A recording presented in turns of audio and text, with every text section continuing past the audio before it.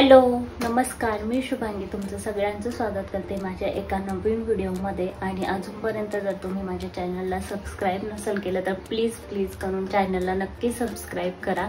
आणि जसं की तुम्हाला आता माहिती आहे गणपती सुरू आहेत, मग सगळेजण गणपतीमध्ये बिझी आहेत, तर आज मी पण असाच एक व्हिडिओ बनवणार आहे। तर ते म्हणजे उकडीचे मोदकची रेसिपी तुमच्यासोबत शेअर करणार आहे, तर व्हिडिओ लास्टपर्यंत नक्की बघा। आणि चला आता आपण स्टार्ट करूया रेसिपी। जसं की आता तुम्ही बघू शकता, इथे मी 1 वाटी ओलं नारळ किसून घेतलंय, त्याच्यासोबत अर्ध्या वाटीला थोडंसं जास्त असा गूळ पण किसून घेतलाय सोबतच। त्याच्यानंतर मी इथे सारणमध्ये खसखस टाकणार आहे, तर ती पण मी बाहेरून घेतली आहे।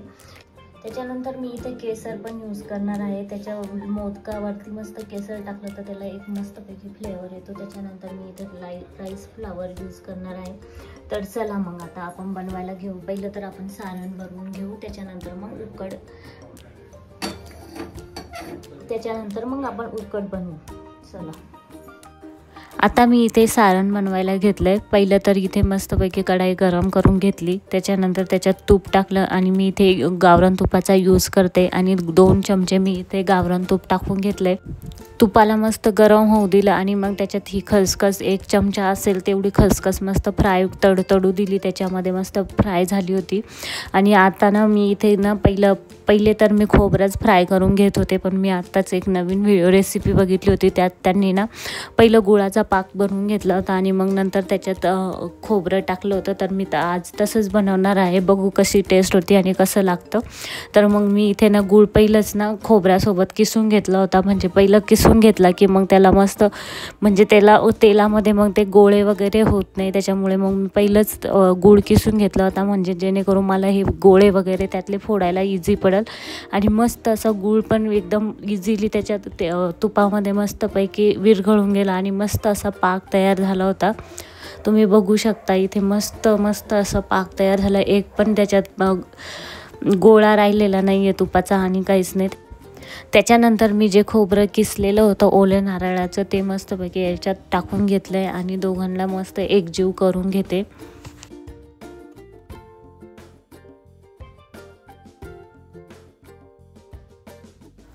इथे तुम्ही बघू शकता मस्तपैकी एकजीव झालेला आहे सर्व मिश्रण। त्याच्यानंतर त्याला थोडा वेळ वाफेत मस्तपैकी शिजायला ठेवते, जेणेकरून मिश्रणातला एक वेगळी चवच येईल।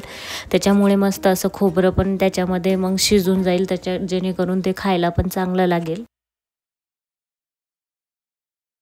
आता या मिश्रणाला मी थोडा वेळ वाफेत शिजायला ठेवलं होतं आणि तुम्ही बघू शकता त्याचा कलर पण एकदमच चेंज झाला। त्याच्यानंतर मग त्याच्यात वेलची पावडर टाकून घेतली आणि परत मला ना थोडंसं याच्यात असं पाणी वाटत होतं, त्याच्यामुळे मग म्हटलं थोडा वेळ अजून याला शिजत ठेवावा, म्हणून मग इथे मस्त असं परत एकदा शिजायला ठेवलं आणि त्याच्यानंतर मग लगेचच उकड बनवायला घेतली। पहिले तर पातेल्यामध्ये मी 1 वाटी दूध घेतलं, त्याच्यानंतर मग ते जेवढं दूध घेतलं तेवढंच मग मी त्याच्यात पाणी पण टाकून घेणार आहे। एक वाटी दूध आणि 1 वाटी पाणी टाकून घेतलं। त्याच्यानंतर मग त्याच्यात तूप वगैरे टाकलं आणि थोडंसं मीठ पण टाकलं आणि थोडीशी साखर टाकली आणि याला मस्त असं उकळी यायला ठेवून देते। आणि एकदा का उकळी आली की मग त्याच्यात मग मी पीठ टाकून घेते।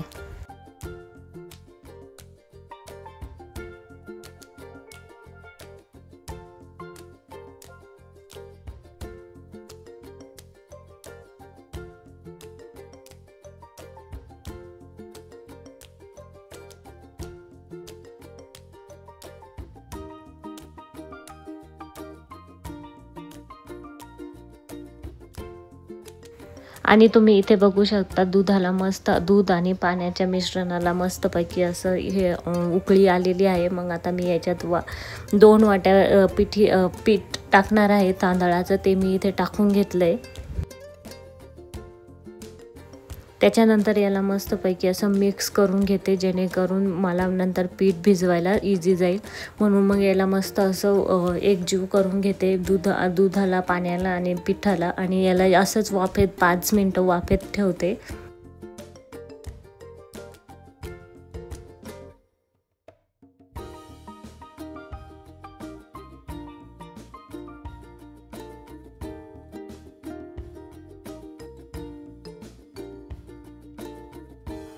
इथे मी सगळं एकजीव करून घेतले, तुम्ही बघू शकता। त्याच्यानंतर मस्त असं त्याच्यावरती झाकण ठेवलं आणि याला असंच आता 5 मिनिटं ठेवून घेते।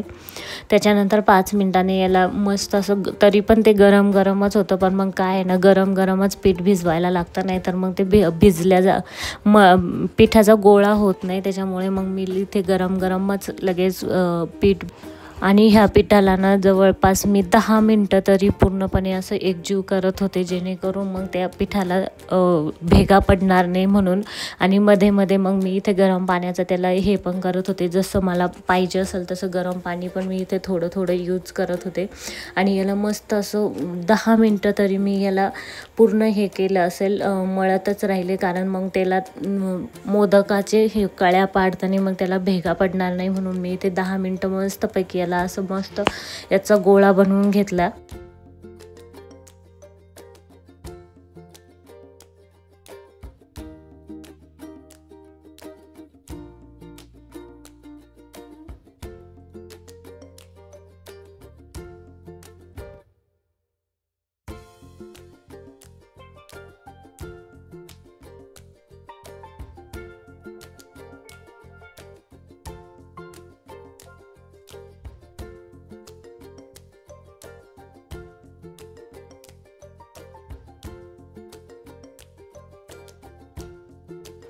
आणि तुम्ही इथे बघू शकता मस्त असं आपल्या गव्हाच्या पिठासारखं मस्त असं गोळा तयार झाला आहे। याचं मस्त पीठ भिजवून झालेलं आहे।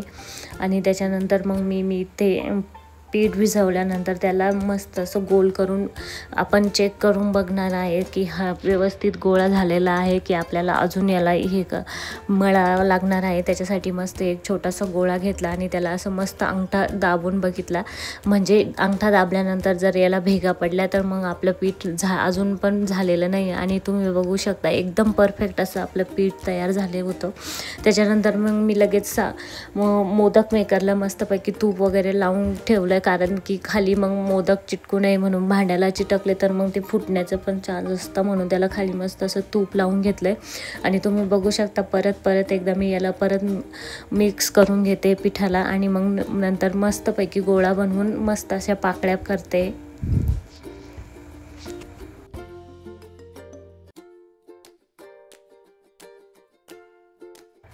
आणि तुम्ही बघू शकता किती इझिली मस्त अशा पाकळ्या तयार होत आहे त्या पिठाच्या, आणि त्याला मस्तपैकी भेगा पण पडत नाही आणि काहीच नाही आहे। त्याच्यासाठी याला खूप वेळ असं मस्त असं भिजवत राहावं लागतं, मळत राहावं लागतं, तेव्हा तर मग मस्त अशा पाकळ्या तयार झाल्या। त्याच्यात मस्त असं सारण टाकून घेतलं आणि मस्त असं आता मोदक तयार करून घेते। आणि अशा प्रकारे सगळे मोदक एकदा मी तयार करून घेते। आणि तुम्ही बघू शकता खरंच खूपच छान असा मोदक तयार झालेला आहे, आणि पाकळ्या पण एकदम मस्त पडलेल्या आहे याला। आणि आता अशाच प्रकारे मी बाकीचे सगळे मोदक बनवून घेते।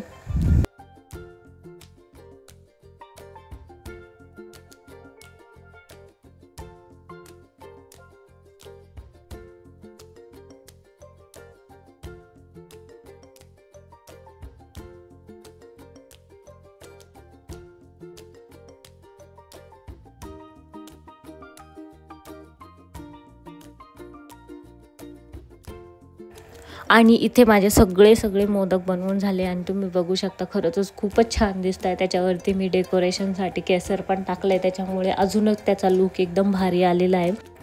आणि लगेचच मग मी मोदकाला वाफ देऊन घेते 10 ते 15 मिनटं, आणि त्याच्यानंतर खरंच खूप छान असे मोदक तयार झाले होते। आणि तुम्ही पण असेच मोदक बनवता का? मला नक्की कमेंट करून सांगा। तोपर्यंत बाय, टेक केअर।